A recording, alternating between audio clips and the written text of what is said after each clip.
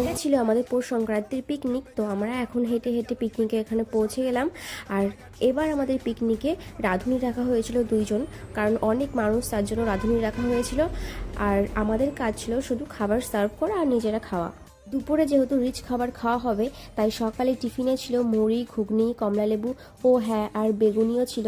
Video দেখে মনে পড়লো, শীতকালে এইভাবে মাঠের মধ্যে বসে খেতে বেশ ভালোই লাগে।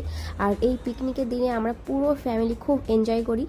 বছরের এই একটা দিন বাড়ির প্রত্যেকে অন্যান্য কাজকর্ম সব বন্ধ রেখে পিকনিকে এক জায়গায় হয়ে সারা দিন হই হুল্লোড় গল্প গুজব করতে করতে আমরা দিনটাকে কাটাই। এই জন্য এই দিনটা আমাদের কাছে খুবই স্পেশাল। এবার আমাদের মেন খাওয়া দাওয়া। সকালে টিফিন খেয়ে আবার দুপুরে রান্না হতে হতে প্রায় 4টে বেজে গেছিলো। চারিদিকে দেখে বুঝতেই পারছো এখন আলো অনেকটাই কমে এসেছে। এবার খাওয়া দাওয়া শেষে সব কিছু গুটিয়ে পাটিয়ে নিয়ে বাড়ি যাওয়ার পালা। চেয়ার টেবিলও নেওয়ার জন্য লোক চলে এসেছে। তারপর আমরা একটা টোটো করে সব খাবার দাবার নিয়ে বাড়ির দিকে রওনা দিলাম।